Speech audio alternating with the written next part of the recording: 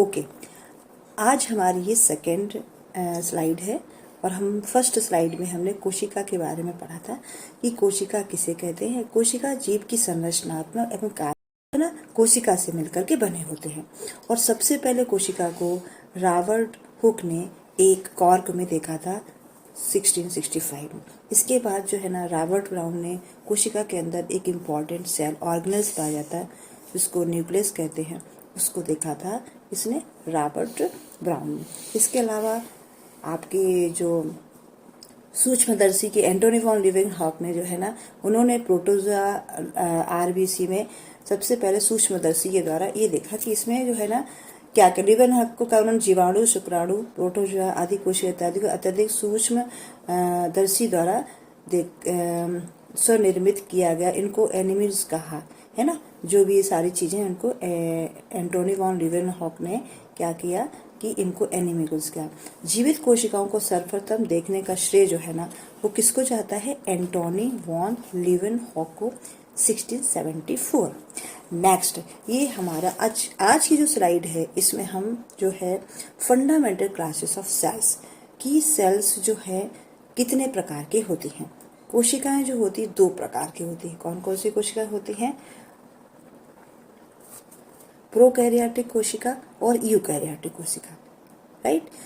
तो प्रोकैरियोटिक कोशिका जो है ना वो बहुत ही प्रिमिटिव टाइप की कोशिका होती है जो आपकी जो है बहुत ही इसमें पाई जाती है। प्रोकैरियोटिक कोशिका जो है बहुत ही प्रिमिटिव होती है, ये जीवाणु आदि में पाई जाती है। जबकि यूकैरियोटिक कोशिका जो होती है वो प्रोटिस्ट में पाई जाती है, कवक में पाई जाती है, प्लांट्स में पाई जाती है और एनिमल्स में पाई जाती है। यानी हम ये कह सकते हैं कि प्रोकैरियोटिक कोशिका जो है बैक्टीरिया में पाई जाती है और बाकी सारे यानी कि चाहे वो एनिमल्स हो, प्लांट्स हो, उनमें यूकैरियोटिक कोशिका पाई जाती है जो वेल डेवलप्ड होती है। Structural organisation of prokaryotic eukaryotic cells. Prokaryotic eukaryotic cells differ in their structural organisation.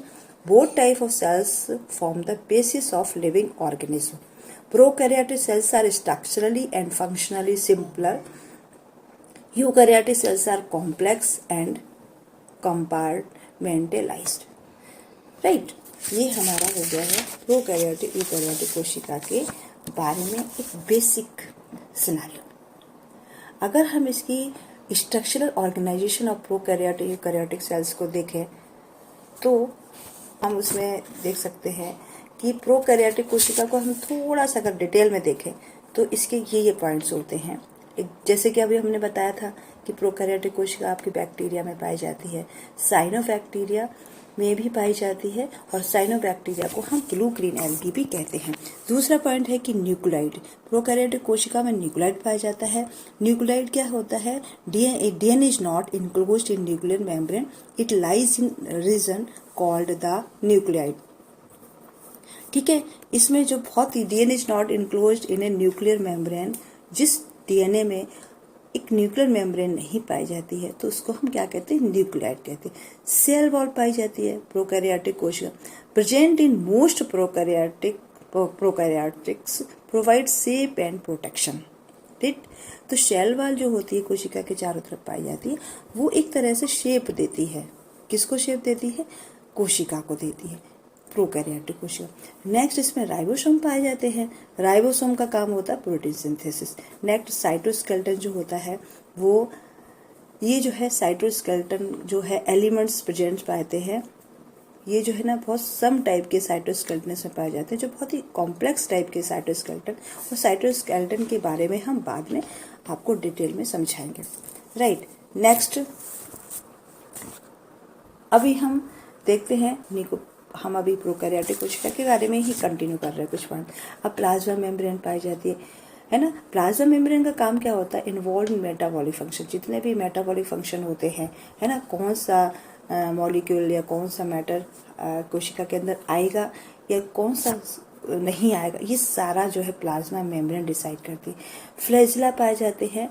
Flagella movement and attachment, यानी अटैचमेंट जो होता है फ्लैजेला में से लोकोमोशन में हेल्प करता है। रिप्रोडक्शन जो होता है 2 प्रकार का होता है, एसेक्सुअल रिप्रोडक्शन पाया जाता है और बाइनरी फिजन के द्वारा रिप्रोडक्शन होता है। कॉन्जुगेशन होता है कि some prokaryotic show genetic exchange through conjugation, कि 2 प्रोकैरियोटिक कोशिका मिल जाती हैं और एक दूसरे का अपना जो है जेनेटिक मटेरियल एक्सचेंज कर देती हैं, इसको हम क्या कहते हैं, कॉन्जुगेशन। नेक्स्ट होता है no mitotic spindle cell division occurs without mitosis.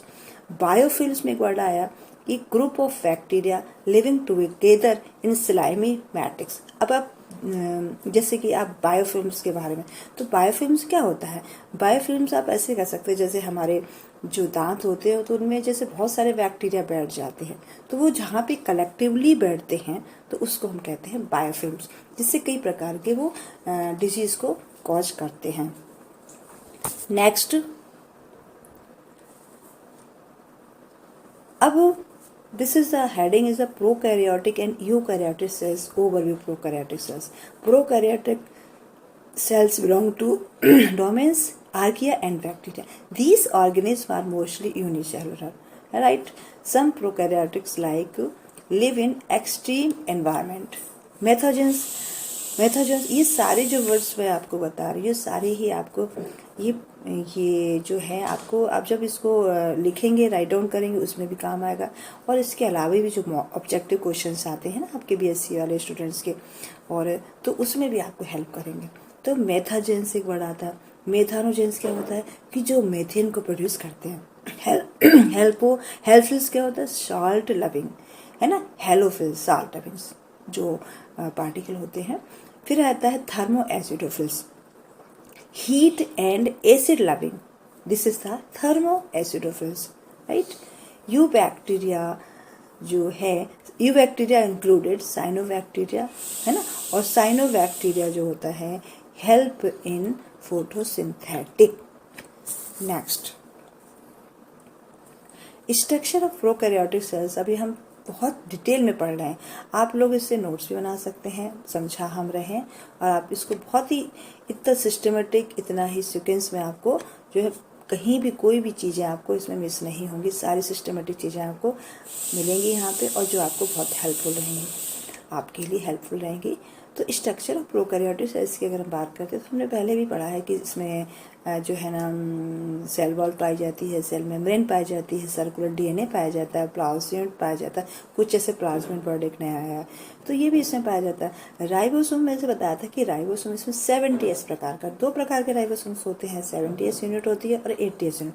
तो 80s यूनिट वाला जो राइबोसोम किसमें पाया जाता है वो हमारा यूकैरियोटिक सेल्स में पाया जाता है, लेकिन 70s राइबोसोम जो है हमारा जिसमें पाया जाता है this is the found in prokaryotic cells. Food reserves पाए जाते हैं, किस फॉर्म में पाए जाते हैं, lipid and glycogen. Cytoplasm, flagella, pili capsules, mesosomes, nitrogen, plasmid cells पाए जाते हैं। अब now we will come on eukaryotic cells. अभी तक हमने क्या पढ़ा, सारा प्रोकैरियोटिक कोशिका के बारे में